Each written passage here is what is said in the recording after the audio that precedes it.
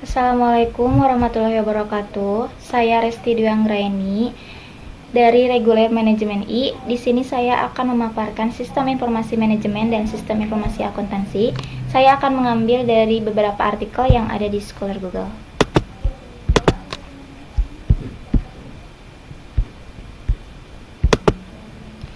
Yang pertama adalah sistem informasi manajemen.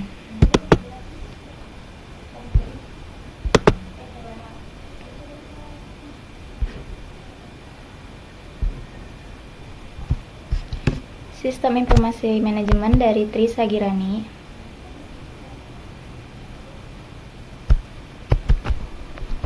Pengertian sistem informasi salah satunya dari Bodner dan Hopwood 1993.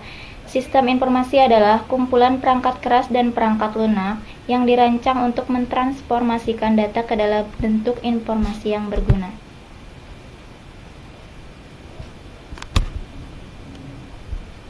Di sini terdapat sistem perencanaan bagian dari pengendalian internal dalam bisnis yang terdiri atas pemanfaatan dokumen, manusia, teknologi, serta prosedur dalam akuntansi manajemen. Tujuannya adalah memecahkan beragam masalah dalam bisnis, meliputi layanan, biaya produk, serta strategi bisnis. Contoh sistem informasi terdiri dari sistem reservasi pesawat terbang, sistem untuk menangani penjualan kredit kendaraan bermotor, sistem yang dipasang pada tempat-tempat publik yang memungkinkan seseorang mendapatkan informasi.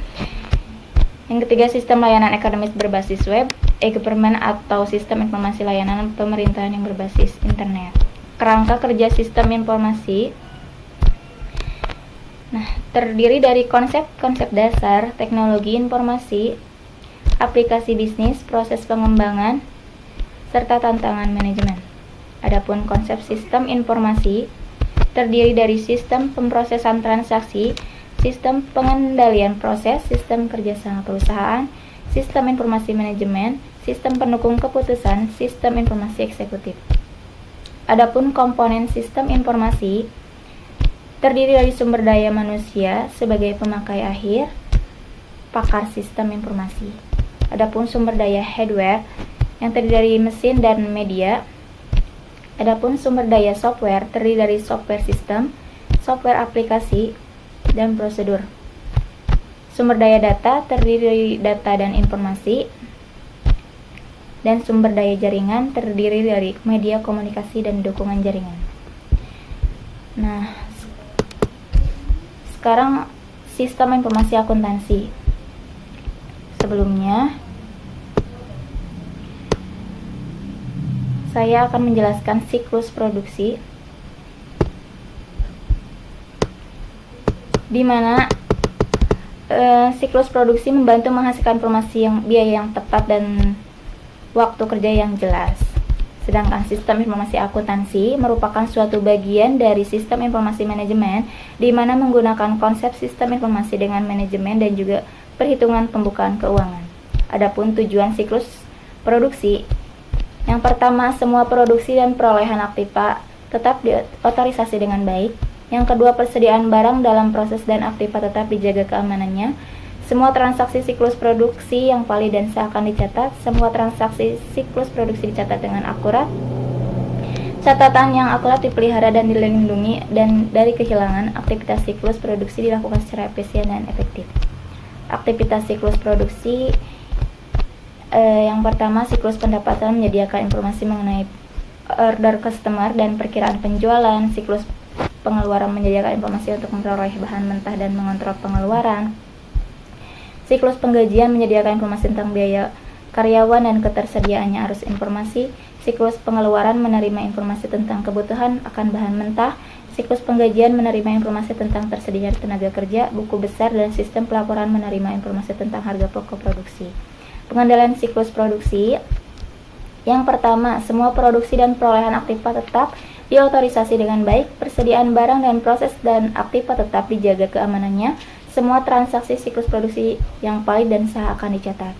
Aktivitas siklus produksi. Yang pertama ada desain produk. Yang kedua ada perencanaan dan penjadwalan. Yang ketiga ada operasi produksi. Dan yang keempat ada akuntansi biaya.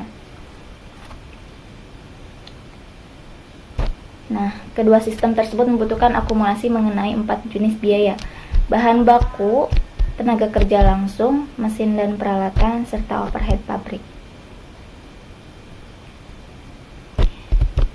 Adapun aktivitas penggajian, nah, ada beberapa langkah dasar yang biasa diterapkan oleh sistem perusahaan yang membayarkan gaji ke karyawannya, yaitu yang pertama, perbarui file induk penggajian, yang kedua, perbarui tarif dan pemotongan pajak, validasi data waktu dan kehadiran, serta persiapan penggajian dan membayar gaji.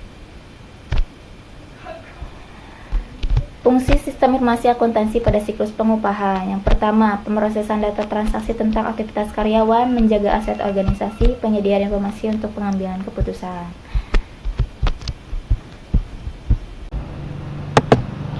Yang selanjutnya, saya akan menjelaskan mengenai tentang saham, analisis teknikal, serta fundamental. Di sini terdapat apa sih itu saham? Saham dapat didefinisikan sebagai tanda penyertaan modal seseorang atau pihak atau badan usaha dalam suatu perusahaan atau perseroan terbatas. Dengan menyertakan modal tersebut, maka pihak tersebut memiliki klaim atas pendapatan perusahaan, klaim atas aset perusahaan, dan berhak hadir dalam rapat umum pemegang saham. Adapun segmen saham berdasarkan perusahaan perdagangan, misalnya segmentasi pasar dan waktu penyelesaian transaksinya, terdapat pasar reguler, yang dimana hari bursa kedua setelah terjadinya transaksi bursa. Maksudnya, waktu penyelesaian transaksinya setelah hari kedua. Lalu ada pasar tunai, yang dimana hari bursa yang sama dengan terjadinya transaksi bursa. Lalu ada pasar negosiasi berdasarkan kesepakatan antara anggota bursa jual dengan anggota bursa beli. Nah, laporan keuangan 10 tahun terakhir. Ada laporan realisasi APBN 2011. Laporan realisasi APBN menggambarkan perbandingan antara APBN 2011 dengan realisasinya, yang mencakup unsur pendapatan, belanja, dan pembiayaan selama periode 1 Januari sampai 31 Desember 2011. Berikut adalah gambaran mengenai laporan realisasi APBN pada tahun 2011. Adapun neraca, yang dimana laporan yang menggambarkan posisi keuangan pemerintah pusat mengenai aset, kewajiban, dan ekuitas dana pada tanggal 31 Desember 2011. Berikut adalah gambarannya. Adapun laporan arus kas, yang dimana laporan yang menyajikan informasi mengenai sumber penggunaan, perubahan kas, dan setara kas selama tahun 2011, serta saldo kas dan setara kas pada tanggal 31 Desember 2011. Dan berikut adalah gambarannya. Adapun list saham berdasarkan abjad, di sini terdapat list saham yang ada 747 saham.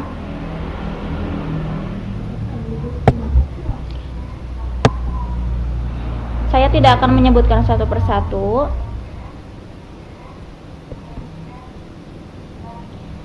Namun di sini saya akan menjelaskan mengenai saham yang bagus untuk jangka panjang dan jangka pendek. Nah, jenis saham untuk jangka panjang, saya mengambil saham BBRI dan BBCA di sektor perbankan, lalu ada saham CPIN, sektor basic industry and chemical, serta saham TLKM, sektor telekomunikasi, saham UNVR, sektor industri, saham ICBP di sektor industri makanan. Nah, jika di saham untuk jangka pendek, di sini ada sektor komoditas atau komoditi, yaitu contohnya PTBA, INCO, ANTM, ITNG, TINS, MEDC. Nah, adapun di sektor konsumer, yaitu contohnya KLBF, ICBP, UNVR, SIDO. Nah, adapun di sektor farmasi, ada saham DVLA, INAF, KAEF, KLBF. Nah, untuk yang selanjutnya, adapun istilah dalam saham, bisa dilihat ada istilah HK dan HKI. Maksudnya, HK adalah hajar kanan, yang merupakan strategi investor dalam membeli saham dengan memasang harga tinggi di kolom offer atau antrian jual supaya probabilitas mendapatkan saham yang diinginkan lebih besar. Sebaliknya, haki atau hajar kiri, yang maksudnya strategi investor untuk memasang harga rendah pada kolom bid atau antri beli supaya segera mungkin terjual dengan harga rendah. Adapun bearish, kondisi di mana pasar saham sedang mengalami tren turun atau melemah. Penurunan pasar saham ini dipengaruhi oleh pertumbuhan ekonomi yang melambat bahkan turun dari tahun sebelumnya. Adapun bullish, kondisi di mana pasar saham sedang mengalami tren naik atau menguat. Lalu ada crossing saham, yang dimana transaksi jual beli saham di pasar negosiasi antara nasabah yang dilakukan melalui satu broker anggota bursa. Adapun CAMDET, waktu atau tanggal yang menunjukkan bahwa sampai dengan tanggal tersebut perdagangan atas suatu saham masih mengandung atau memiliki hak dividen. Nah, adapun ESOP yang atau bisa disebut Employee Stock Option Program, yang dimana program yang memberikan hak kepada karyawan atau atas kepemilikan saham. Program kepemilikan saham perusahaan Indonesia dikenal dengan sebutan program kepemilikan saham bagi karyawan. Adapun ex-date, tanggal yang menunjukkan bahwa perdagangan saham yang dilakukan pada hari itu tidak lagi mengandung hak bagi pemegang saham. Lalu exercise date, tanggal pelaksanaan saat terjadinya suatu konversi right and warrant menjadi saham pada harga yang telah ditetapkan. Lalu ada HMETD atau hak memesan efek terlebih dahulu. Hak yang diperoleh para pemegang saham yang namanya telah terdaftar dalam daftar pemegang saham suatu perseroan terbatas untuk menerima penawaran terlebih dahulu apabila perusahaan sedang menjalani proses emisi atau pengeluaran saham dari saham simpanan. Nah, yang mempengaruhi naik turunnya saham itu sering lumrah terjadi. Adanya permintaan dan ketersediaan menjadi salah satu faktor yang mempengaruhinya. Harga saham, sekalipun saham tersebut masuk ke kategori blue chips, juga bisa mengalami penurunan. Sebaliknya, saham yang dikategorikan lapis 3 tanpa diduga-duga harganya bisa naik secara signifikan. Ada sejumlah faktor mendasar yang dapat mengakibatkan harga saham naik ataupun turun. Secara umum, faktor-faktor tersebut diklasifikasikan menjadi faktor internal dan faktor eksternal. Faktor internal adalah faktor yang timbul dari dalam perusahaan, sementara faktor eksternal adalah faktor yang bersumber dari luar perusahaan. Faktor ini bisa dibilang sulit diatasi. Contohnya, ada masalah berkaitan dengan ekonomi makro. Dari kedua faktor tersebut, faktor eksternal lebih dominan dalam mempengaruhi harga saham. Adapun margin trading, transaksi pembelian efek untuk kepentingan nasabah yang dibiayai oleh emiten efek. Untuk efek yang dapat ditransaksikan disebut dengan efek margin. Lalu ada MSOP, Management Stock Option Program, program yang memberikan hak kepada manajemen atas kepemilikan saham. Adapun odd-lot, kepemilikan saham tidak dapat digenapkan ke dalam satu satuan lot yang berlaku sebagai akibat dari aksi korporasi emiten seperti pembagian saham, bonus, dividen saham, dan reversi stok. Open buy, nilai order beli dari nasabah yang sedang berada di dalam antrian. Adapun open sale, nilai order jual dari nasabah yang sedang berada di dalam antrian. Nah, nabung di bank versus nabung saham. Menabung di bank dan di saham sama-sama aman. Keuntungan menabung di bank lebih kecil ketimbang di saham. Menabung di bank resikonya kecil, sedangkan di saham resikonya cukup besar. Menabung di bank kita hanya menjadi nasabah, tetapi kalau kita di saham, kita bisa menjadi investor. Menabung di bank, uang tergerus oleh inflasi, tetapi kalau di saham ada besar kemungkinan tidak tergerus oleh inflasi. Menabung di bank memiliki imbal hasil yang pasti, sedangkan menabung di saham tidak.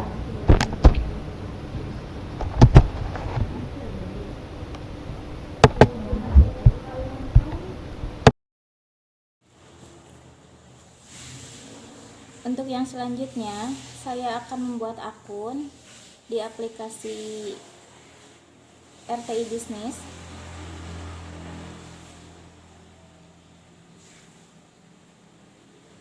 Dan di sini saya sudah mendownload aplikasi RTI.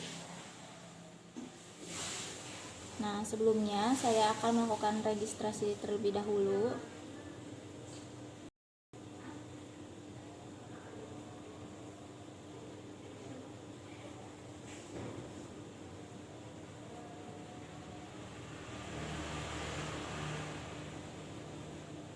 Dengan melakukan pengisian email,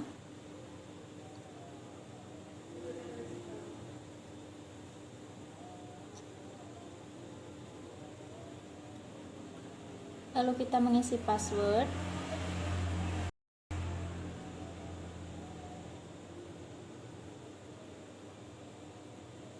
dan mengulang password sebagai konfirmasi. Lalu kita memasukkan nomor telepon,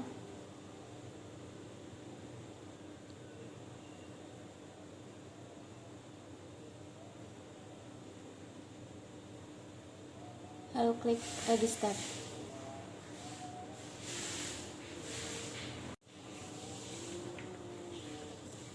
Setelah saya membuat akun, saya akan membuka akun saya di RTI.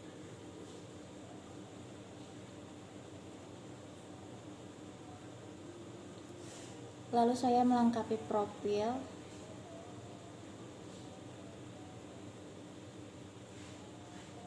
dengan melakukan pengisian nama dan nama belakang.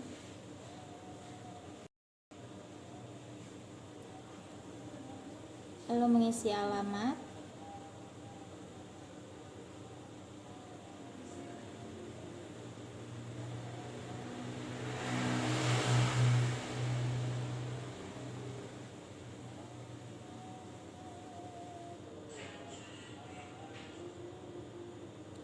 lalu memilih lokasi, kita klik others, lalu kita ketik Jawa Barat.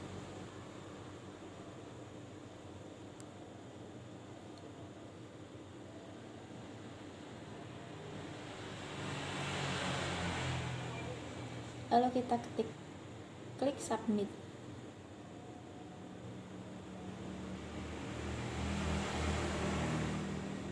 Selesai.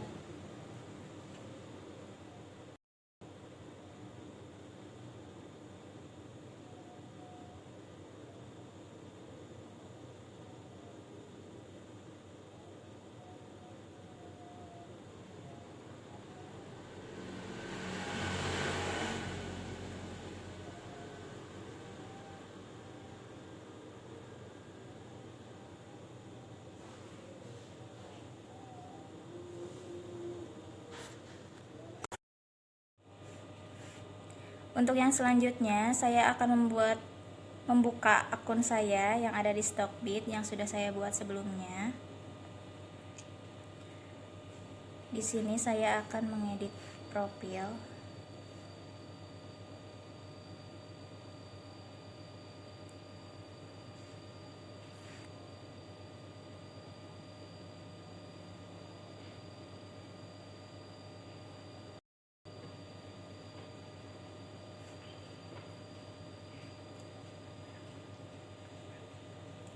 Nah, selesai. Sekian pemaparan dari saya. Mohon maaf apabila ada perkataan yang kurang berkenan, kesalahan yang lainnya. Terima kasih. Wassalamualaikum warahmatullahi wabarakatuh.